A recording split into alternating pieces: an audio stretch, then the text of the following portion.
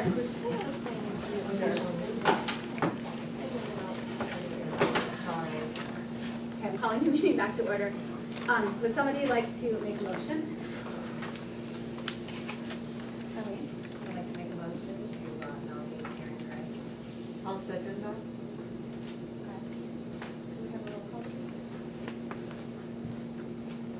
Mr. Byrne? Yes. Mrs. Sal? Yes. Mrs. McGowan? Yes. Mrs. Shaw? Yes. Mrs. Richmond? Yes. Mrs. Wooldridge? Yes. Mrs. McHugh? Yes. Madam Clerk? Congratulations, Karen. Oh, we got sworn in right away. Put you to work.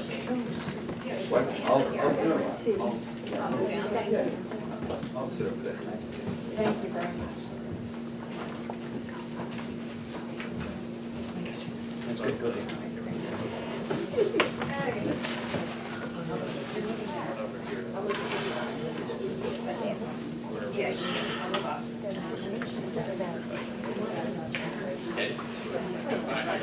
I can't.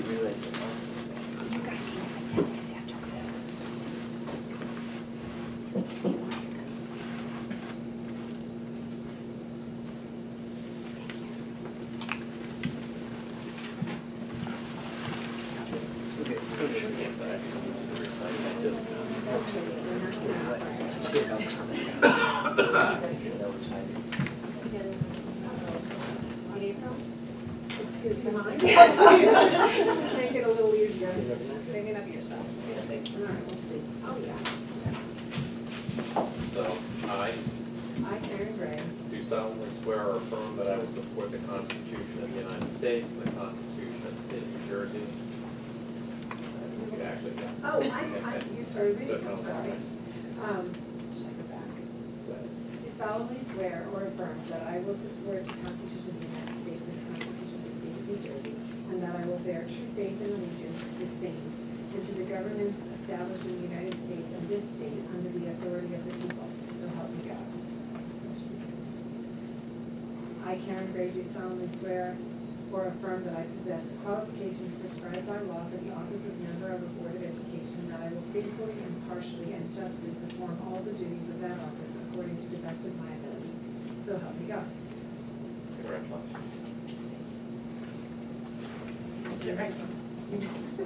No. Oh, I'm glad to.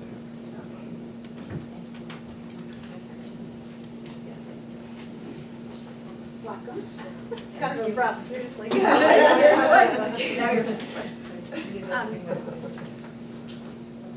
was fighting Bill. Oh, okay. I just wanted to say that we were very impressed with both candidates, and we are really hoping that you come out for an election. We think it would be great to have new blood on the board, and someone with younger children would be a great addition onto the Board of Education. We feel, Karen, you can hit the ground running with, the appointment with the next few months coming on mid-year. But anyway, I'd like to thank both of you for coming out, and congratulations, Karen. When is the filing date? It is next Monday. Next one? Yeah. At 4. Yes, at 4 o'clock. So, A week from a today. week from today. The Write filing that down. deadline. At Somerset It's a County. week from today. Yes, you have to go to the county. But you need a notary before you County file. clerk's office. Oh, and you need a notary, too, he says, on there. There is one here in the Another board piece of office. Yes. Okay, so we are now up to item 10, superintendent's report. So, yes, I'm happy to report that we had another wonderful year in Burns Township Schools. And recently, we graduated 447 students, including 66 classified students, at our ceremony on June 20th. So we're really excited by that, and we look forward to gearing up as we have been since that day. Many folks think that things slow down in the summertime, and in a lot of ways they do slow down because the students aren't here. And in other ways, they are very frantic as I'm sure Mr. McLaughlin can attest to, in the scramble to try to get all the summer work and projects and cleaning done in a 10-week period, and all of the planning that we do in setting our agenda for district goals and organizing the opening of schools. So it's a very busy season for us indeed, but we are excited and looking forward to getting things going again in September. Is the number who didn't graduate, is that something that we could, You know, Mike, I honestly don't think there were any, but I will verify that for you. well, that would be good news if there are, why not? Good. Did we have that problem last year? Not for graduates, What's it called, refusal? school refusal. School refusal? Does that mean they get delayed a year or something? No, no. I don't think we had anyone in the senior class that didn't graduate, but I'll check. I think there were a couple that came close with their PE requirements I've heard of from my children, but they did it. They did it. They did it? They got there, yeah. Kind of scrambled to make sure they got days. Refusal doesn't tie into that at all? The only one that I know of, Preeti, that came into question, the parents came to meet with me because there was an online course that they hadn't received the credit for yet. And so we let the student walk for the graduation ceremony, and 3 days later, they submitted the requisite paperwork. So that was one brief delay. I didn't hear of any story, I just know from last year there was something. That was in the weekly notes, you commented. Yeah. Okay, I'm sorry, I'm delaying. Okay, we're up to public forum on agenda items. If there's anyone who would like to come up and speak on any topics that are on the agenda tonight, come up and tell us your name and address, and you can write your name on the clipboard. Okay, if there's no one for public forum, I'll close that. And we're up to approval of minutes from just the last meeting. Would anyone like to make a motion to approve the minutes? Linda? Second, Karen. Any questions or comments about the minutes? Okay, we have a roll call. Mr. Byrne? Yes? Mrs. Sprague?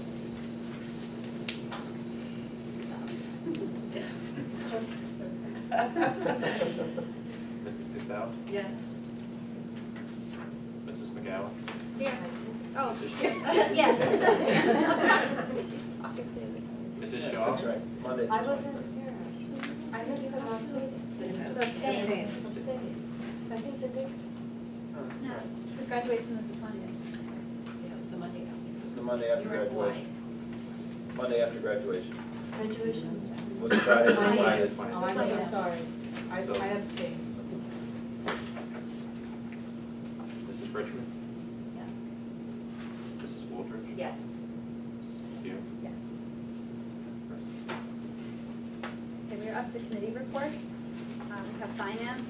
We have items 1 through 85. 85. Okay, 1 through 85. Would someone like to make a motion? I'd like to move items 1 through 85 on finance. Second? Sorry. Okay, Susan. Elaine, did you have any comments? I could do a report, I guess I can do it now. The things of note, a lot of this is unusual items. I can start off with items 8 and 9 that relate to the planned remodel of the Village Fitness Room. Once again, that we put it out to bid. We had originally budgeted about $250,000 for that. The most recent bids, the lowest one was $468,900. And that substantially exceeds our cost estimates, so we're rejecting all those bids, item 8. And then in item 9, because it's gone out to bid twice, we are able now to negotiate with, we're able to approve the administration to negotiate with the people who've bid on it so far to see if we can get down the cost. At our most recent finance meeting, we met with the Ridge Sports Foundation, who had agreed to pay for half of that cost. They were also disappointed that the bids came in as they did. What the driver of the increased bid is the HVAC, which is the air conditioning for the room. We met with the people from the Ridge Sports Foundation, you know, asked if we could find maybe different areas, something we looked at before, which is the storage space below the current weight room. There's some problems with that, which we discussed. One of the problems with that is that we need a handicap access ramp, and that would be a problem as far as cost. It's expensive, so we have to figure out a way to include that as well. But we said we'd like to continue to work with them and see if we could come up with a better solution, and perhaps this negotiation will reap some benefit for us. The other thing we talked about was construction update. We have a lot of construction going on this summer in the district. Dave Harding, our facilities manager, gave us a presentation, which I did forward to everyone, so you should have it except for you, Karen. And it shows the progress of the parking and driveway at Liberty Corner, and also the Wham's Foods Rooms renovation. You'll notice on the agenda, item 84 is a change order for that foods room. It's a $13,000 and change. What that would do is approve a new door from the foods room to the adjacent courtyard. The way they are having, there's going to be a kitchen garden, and that enables the students to go in and out and make their own foods and you know, grow things in the garden and then make something out of it. The cost of this new window, or the new door, is $4,000 less than what we were quoted for originally, so it's good that we did it this way. Getting back to the agenda items 1 through 4 are standard, including the line item transfers, secretary's report, approval of disbursements, professional development, and field trip destinations. Items 5 and 6 are relate to the HVAC construction project at Bridge and Cedar Hill. I can go into it if you have questions.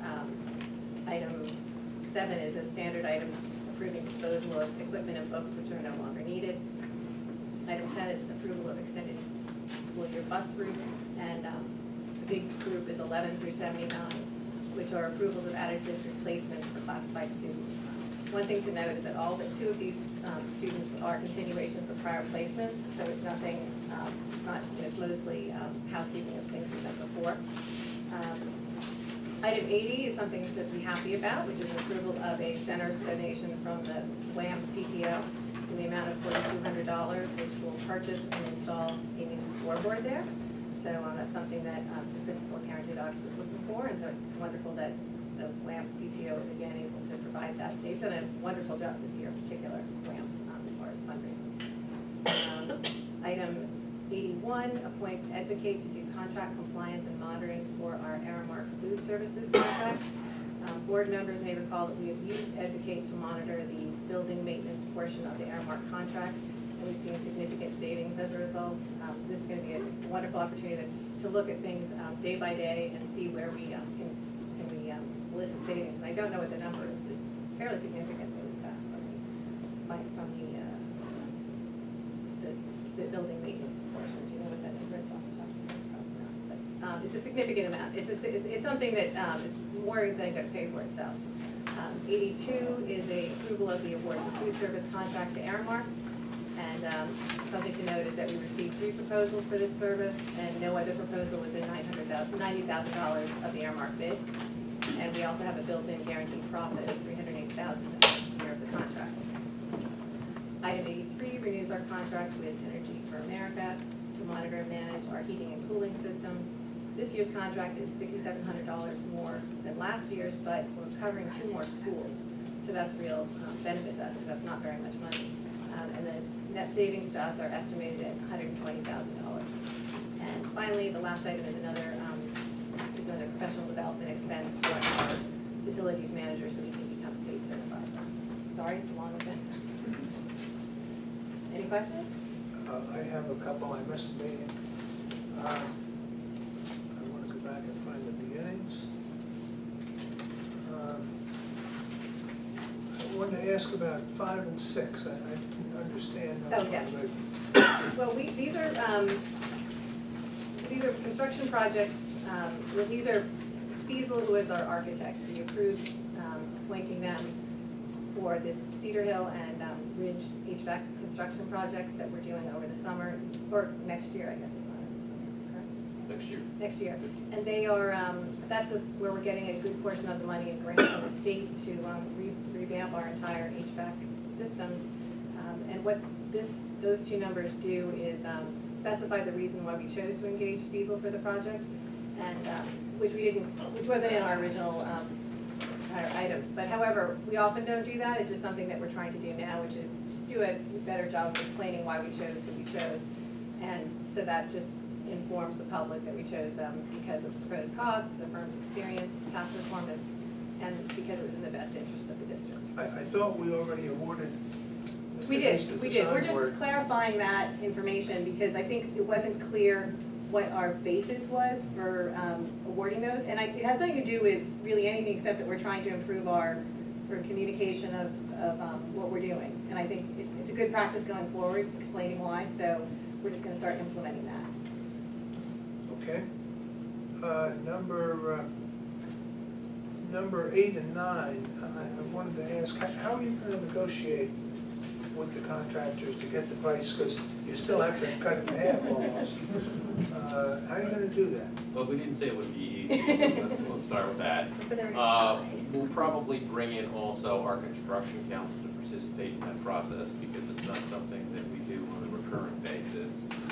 We have the advice, we'll also have input in that negotiation from both our architect and of course from Mr. Harding, who is our on-staff engineer facilities manager, so that we can kind of get into the details of what make up their proposals. Because often, like Mr. Byrne, when they present these proposals, we get a lump dollar amount. It's broken out by alternate. We don't get to see all the details of every trade that they have built into it. And theoretically, the way negotiations are supposed to work, we'd be able to really get down into the details of those various aspects of what they've included. We can make sure for certain that they have interpreted the spec correctly, because that's always a possibility as well, that they may be misinterpreting something and including a cost for something that we haven't actually requested in the spec. There's no way to tell that from a bid. Is it a group meeting, or do you do one contractor at a time? We do them one at a time, but we have to speak with both. Oh, okay. That kind of answers. I've never heard of that done at the school level before. Interesting. I wanted to go to 81. I think I understood the explanation, but they're like an efficiency expert. They're going to look for, okay. And 82, is Aramark's contract less than prior year? How does it? First, to be clear, what this is a comfort motion for Aramark, because we're actually changing some of the language with Aramark. We have to get the state to approve it, which they're doing right now, as they got it last week. So they're in the process of doing that. That actually is tailored to give the district more, if you will, leverage in the overall contract. So that, for example, if the number of meals that they're basing their estimates to us in terms of cost for their operations, as well as their guaranteed profit to us every year, do not materialize for some reason. Let's say we have, dare I say it, more snow days than we have. I saw Nick wince when I said that. Than we have in the current calendar, and we can't serve lunch. They would have to give us the net cost adjustment, so they have to give us more detail back. So this is not really awarding the contract? No, that'll come next Okay. month when we have the form back, but in the meantime, it gives them, it shows them our intent to do that. Okay. They've agreed to these terms. It's a protocol and a formality that the state needs to review the specific contract wording that we've both agreed upon. We feel confident the state will approve that. In the interim, this gives Aramark what it needs so that it can begin to do those things that it does over the summer to get ready for the school year. Because keep in mind that our next board meeting is only it's the week before school starts, basically. 83 is Energy for America. They now do all the schools. Right. This year we'll be adding two more. This is the All first six. one? First year. That would fit this school year would be the first year, yes. We're kind of excited about that. Have their total costs gone up, proportionately, or are they? No, as Ms. Cassell reported, The cost to add Cedar Hill Liberty Corner only another $6,800 in total, or $6,993 in Yeah. total. Okay, Yeah, is that what it is? 6,800. 6,800 Ballpark, yeah. ballpark, round dollars. thanks for explaining, I feel better. Sure. Can I just stay on number 83? That was my only question. I just want to make sure I understand. I think this was in Lambs originally or a long time ago. First, we started with Lambs. And essentially they were teaching teachers to turn off computers, turn off lights. That was C, that was the, remember we had two programs, I'm one was the, asking, yeah, I'm one was the education program with the teaching, the Right. other program was the monitoring of the systems remotely for shutdown. So that means they're installing hardware so That, they can monitor. they basically put like a router in the So boiler they room. can look at what they're. Right. So are they able to know when somebody's opening windows all day long, when It's there's not, heat or air there's not that conditioning? level of sophistication Right, so yet. what are they doing for us, for this money? That's what I'm trying to figure out, so that you think there'll be a savings. Well, the savings is guaranteed by their contract. Okay, So but they what are they demonstrate doing the for savings. us? And essentially the biggest thing that they're doing is they're turning boilers off and on. And they're remotely monitoring what's happening with temperatures. So they're able to maximize the efficiency of the energy resource that we're Is using. that why it's freezing in Lambs when we have our board meetings, because the boilers are off?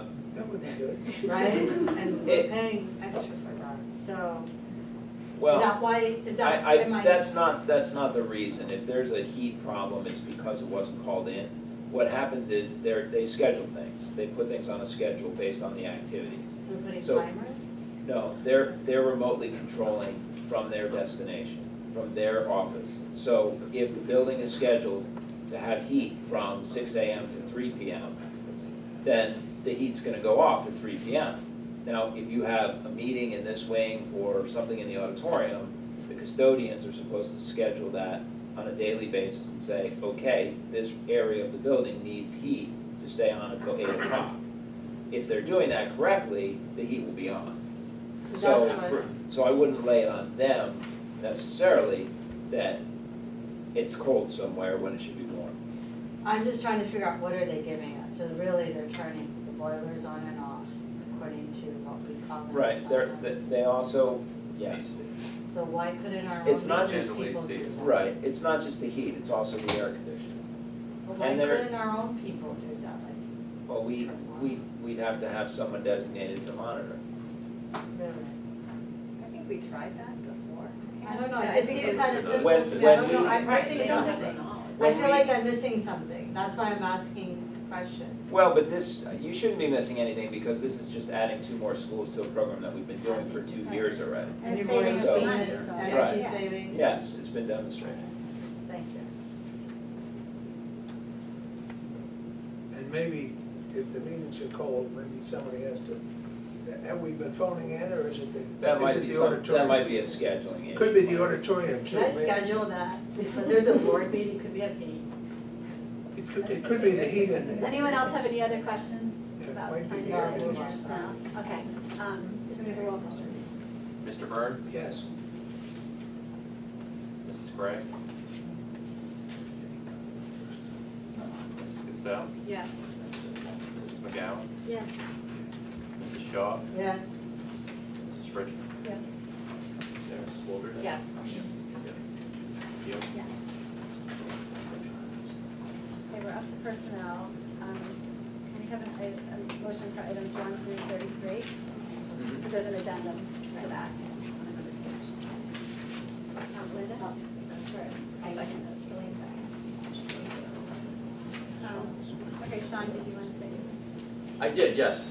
Just to quickly go through, There's a demo. there's an addendum, items 32 and 33 are on the addendum, but just to draw your attention to 2 items in particular. One is we are appointing a new director of IT tonight, who's here right in the front row, Chris Barone. We're really pleased about that. He's currently the assistant director of IT. He's been in the district for the last 8 years, so he's really given us many years of great service, and so we're happy that he could step into the shoes previously filled by Jim Rollo on a part-time basis. There's many challenges facing us ahead, and I know that Chris is prepared for that, so we're excited about that. Thank you. I really appreciate that. I want to thank the board and Mr. Markarian, Mr. Side, and Mr. McLaughlin for this opportunity. I greatly appreciate it, and I look for the main challenges to come in the future here. Sure that, right? And then the other thing I want to draw your attention to is we are appointing the 2 gifted and talented teachers tonight. They are 2 employees in the district, so you'll see it's under the change in assignment. They're being transferred from their current positions to the position of gifted and talented teachers. So that's also, all 3 of those items are under 15. They're just change in assignment. Chris is a change in assignment, so are those 2 staff members. As we know, we've been talking about this for the last year, so this is step 1, and it's kind of the culmination of Dr. Heineman's part 1 of his proposal that he made to the Board of Education. So really happy. The qualifications of these individuals is superb. And Dr. Heineman, I know, did interview and is really, really pleased with these individuals. The curriculum is currently being written, but I will let him speak to that when he comes to the board most likely next month.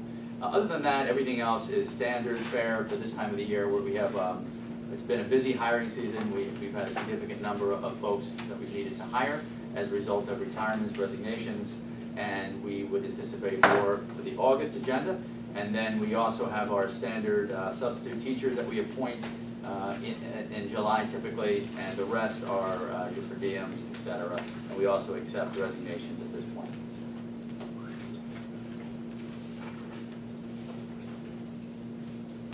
Thank you.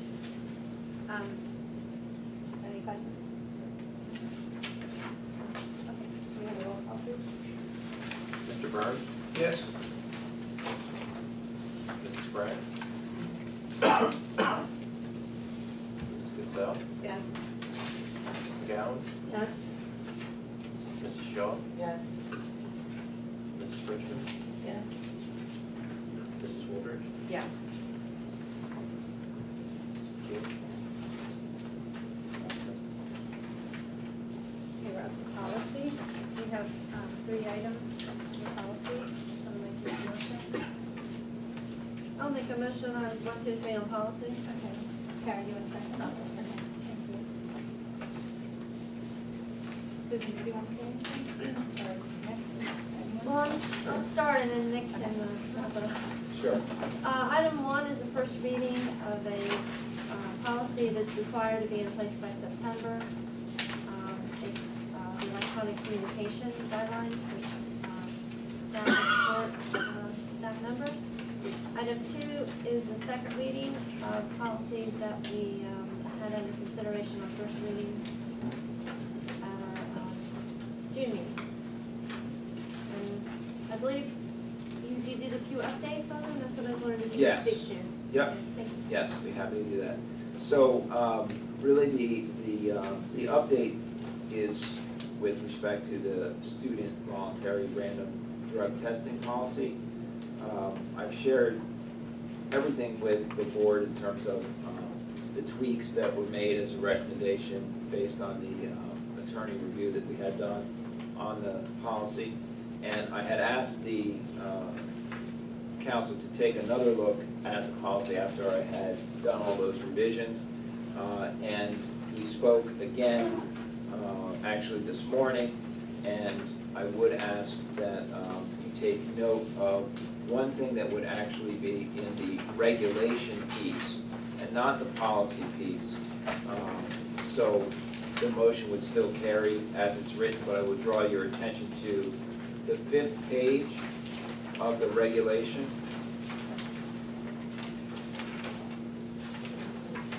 I'm sorry, I apologize, it's page 2 of 11. I was counting the policy pages too. It's page 2 of 11 in the regulation. Yeah. It's the bullet point that starts students who are enrolled in the testing pool.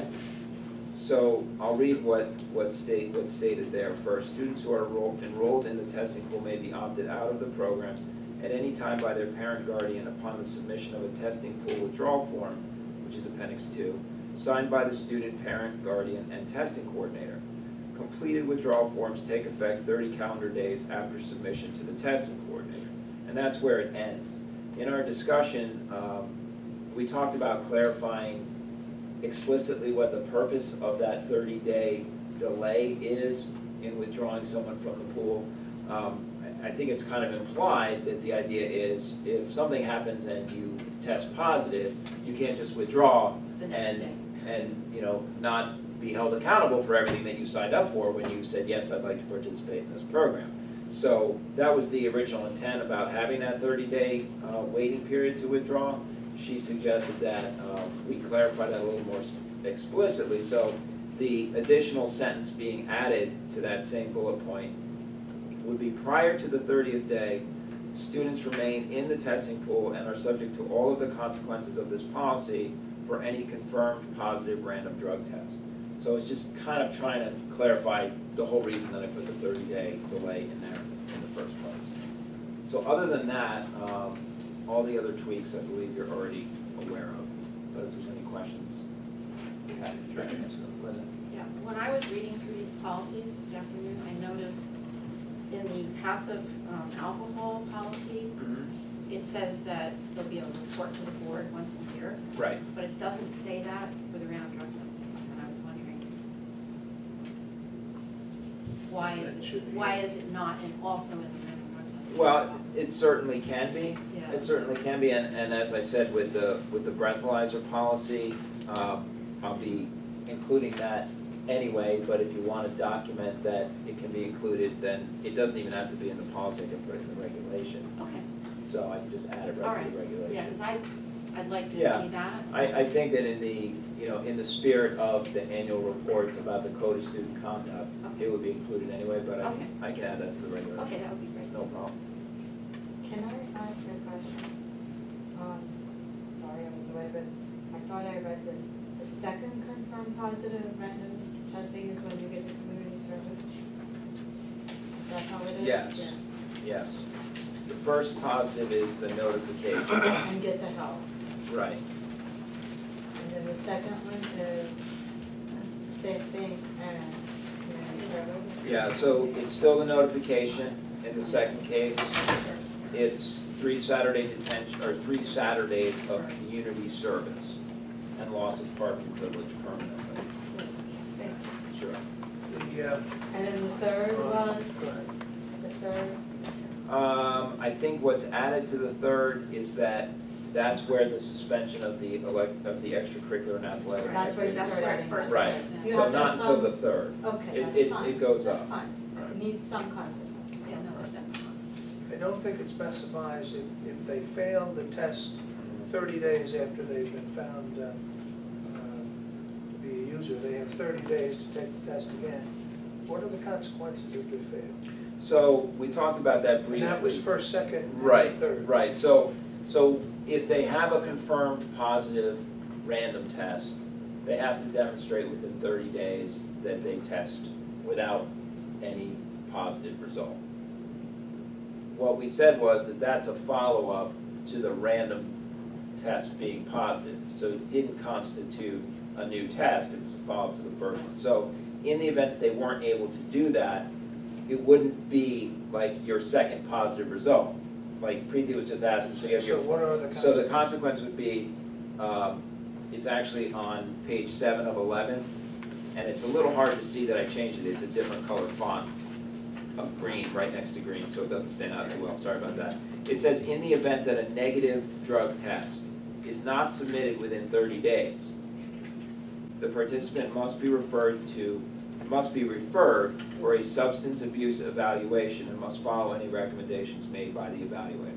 This evaluation must be performed by a certified substance abuse professional approved by the Department of Health and Senior Services. So it's basically saying, you know, if you can't come back with a clean test within 30 days, there's probably something more serious going on, and we need to refer you right away to have a plan put in place. But they can continue to participate Yes. in all the activities. Yes, right, because what we're saying is, we're not counting that as the second or the third random result.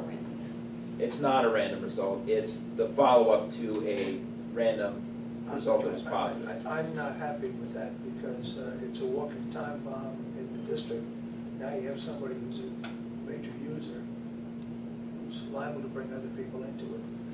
So I'll vote for it anyway, but I'm not happy about that. Just as an aside, my youngest son just started at Mayo Clinic, 1-year residency, fellowship, and the first thing they did was drug test. And I think that's indicative of, how serious a problem we're dealing with. Right.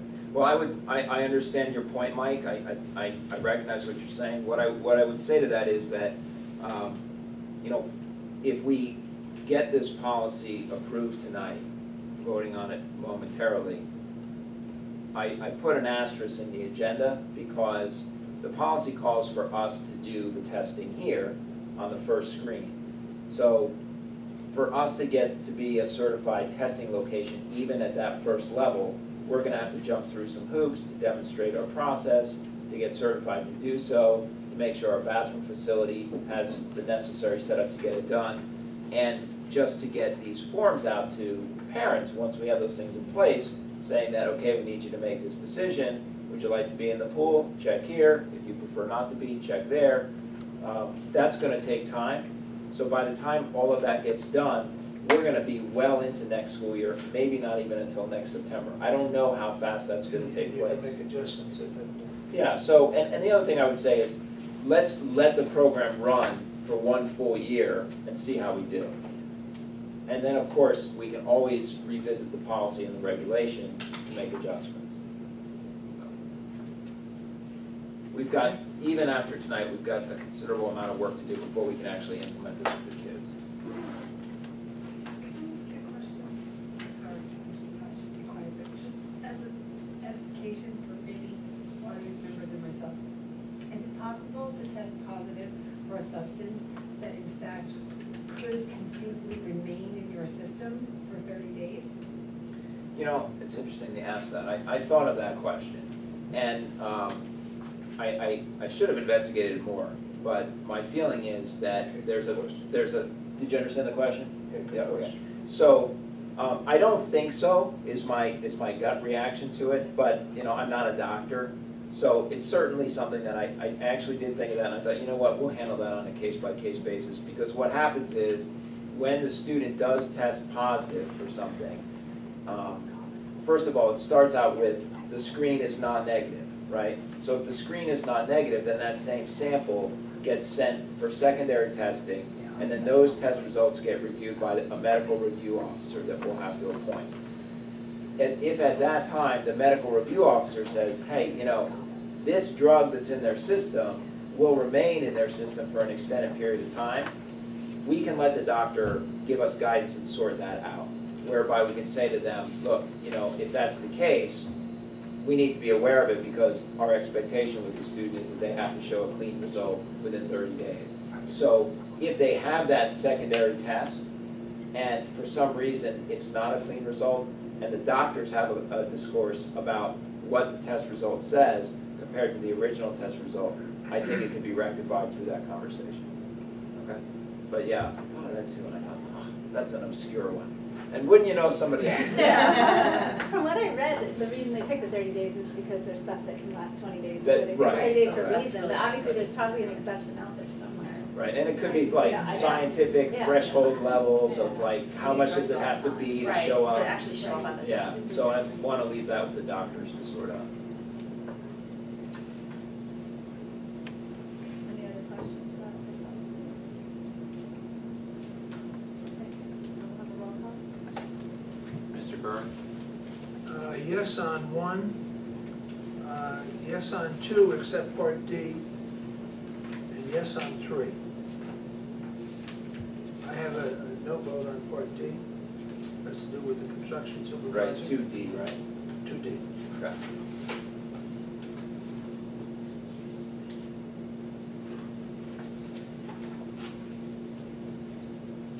Mrs. Gray? Mrs. Cassell? Yes. Mrs. McGowan? Yeah. Mrs. Shaw? Yes. Mrs. Richmond? Yes. Mrs. Waldridge? Yes. Mrs. McGinn?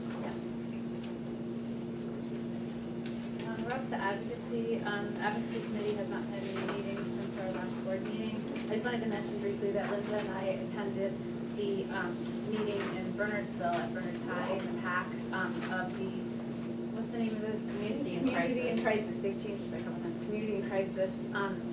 And it was very informative, and there were, I think most of the people there were from Bastion Ridge, not I think Bernardsville. practically everyone. Yeah, so, Carol was there, so, yeah, so it was a really good meeting. They have the different task forces identified, and we are participating in a school slash municipal alliance slash parent group, as well as a number of other members.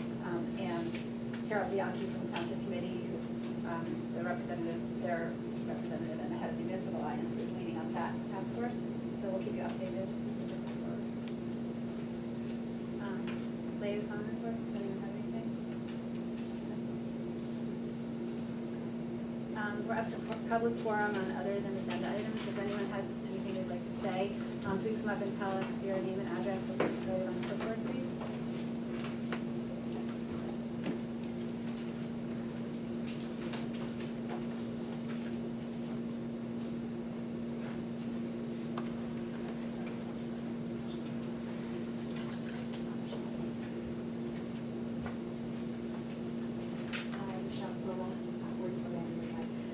I have three really quick things. I was wondering if you could share what you learned in your investigating the bridge to reveal. The second one is, I'd like to request that someone, me, look at the academic integrity policy, not for the clear things of stealing a test. Everyone knows stealing a test is cheating. Not for looking at someone's paper over their shoulder and copying the answers back. It's all the other little gray things that I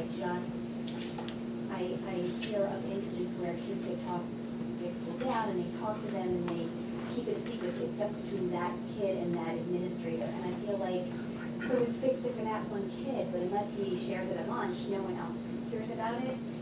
And I've heard of some very, very kind of wacky things that are considered academic integrity violations, but when I talk to other adults, we are kind of gray on whether we would have thought it would have been a violation. So, although I know we have this one-page type thing, and my freshman signed it in several classes, my junior, I don't even know if she got it. And I know it's in a packet somewhere, but I don't think that's good enough. I think that we need to,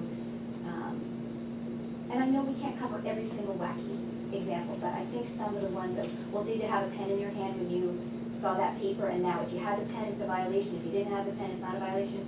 Things like that, we need to clarify more clearly, and not just in, like, when the kids come in for the first few days of school and they speak to them for an hour. We need to have something in writing that the parents get, I think, where it just has to be marked over that. Anyway, I want to applaud the efforts the board has made to pass the drug testing program. I think it's something we should all be proud of, and I personally am proud of. And I just kind of wanted to comment back to what Mike said.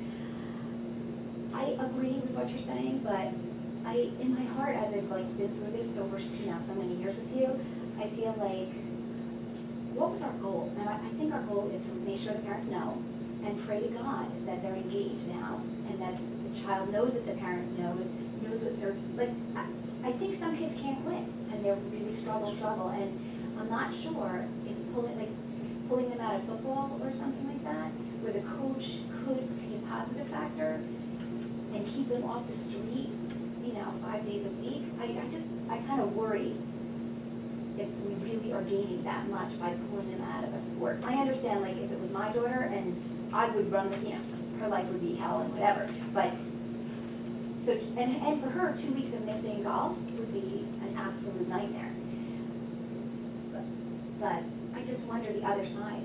Would we be hurting kids by not giving them something to keep them busy and possibly having the coach come down on him and, I don't know, add to the process? So I just don't know. I kind of like what we did, and I hope that the teams can rescue the kid, and maybe the coach can help, along with the parents and the staff that you're going to refer to. So thank you.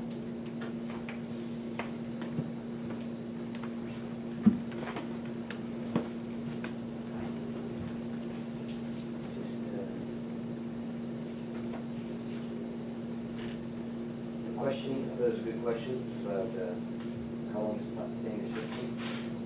I've heard that question before, and you had to say you need a doctor's opinion, and I've never found the answer until just now. I looked at hightimes.com or thetruthaboutpot.com to find variable answers, but it can stay in your system if you're a chronic user up to 60 some odd days.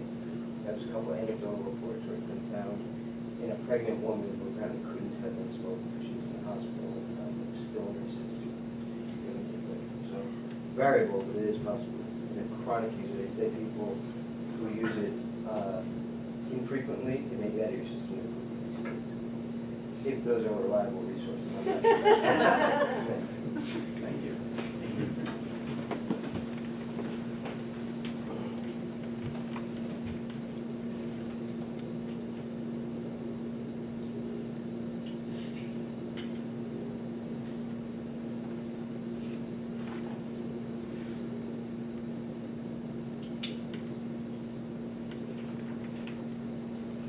Hi, my name is Christina, and I too want to applaud you for your efforts on turbine and drug testing.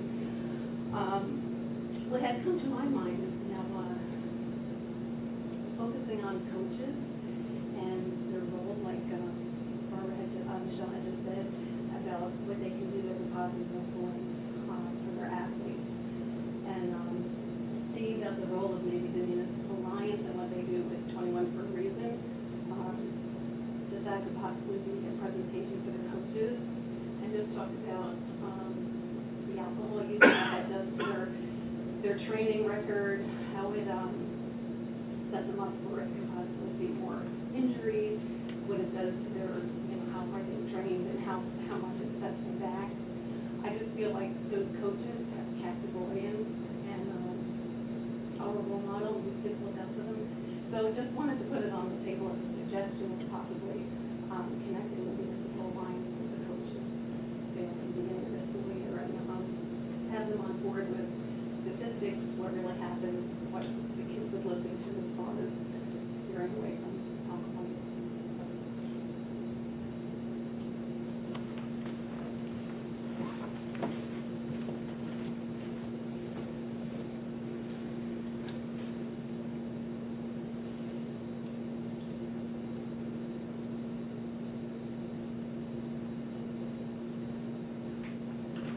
Hello, I'm Brendan O'Connor, 11 Forbes Court, Basking Ridge.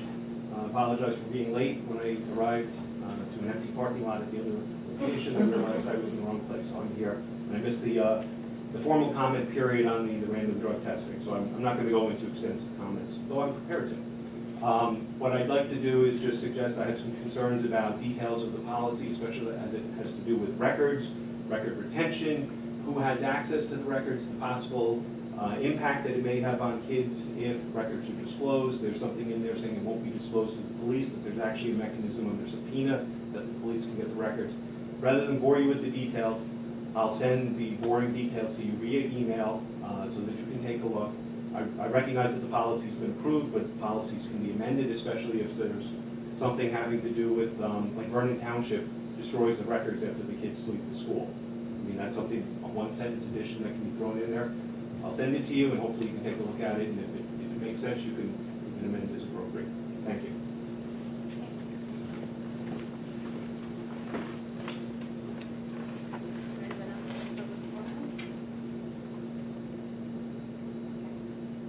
I'll close public forum. We're up to board forum.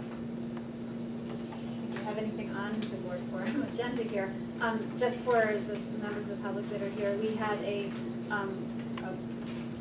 board retreat before this meeting tonight to discuss board goals.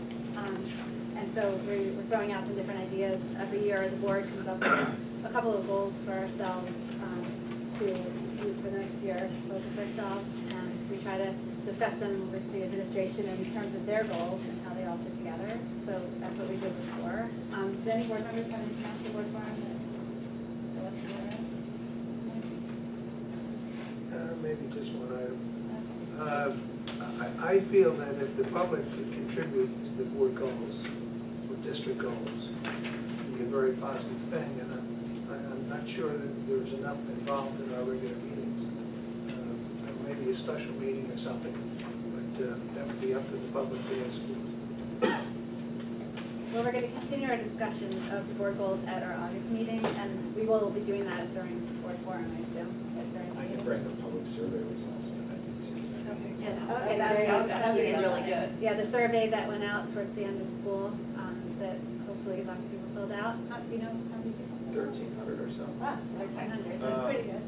Yes, 13, because the survey was designed to be one response per child enrolled. So it's So I 1,300 remember thinking it children, was or- roughly 1/5 of the students. So 1,300 responses could represent, who knows how many families actually responded, but even still, 1,300 students is, you know, a fifth. So that's a pretty good response for a survey like that.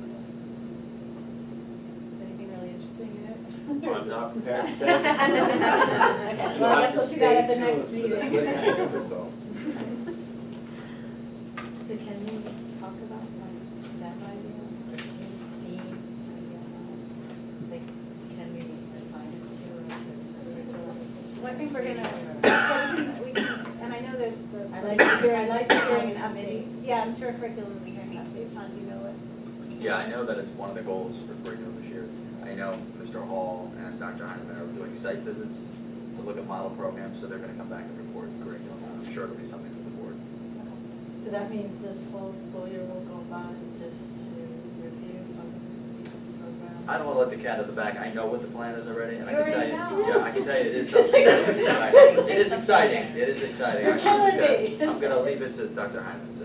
Okay, well, Sean, at least tell the members of the public what What STEAM STEAM stands for. Oh, Just sorry. like- Tell me too. Yeah.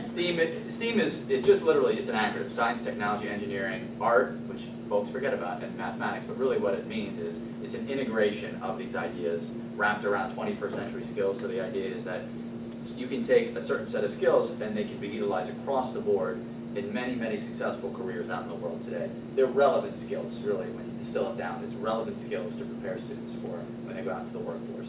But what we're trying to do is first identify programs that we already have that fall under that category. So the first piece would be to kind of conceptualize what we already have in place and then to build out from there.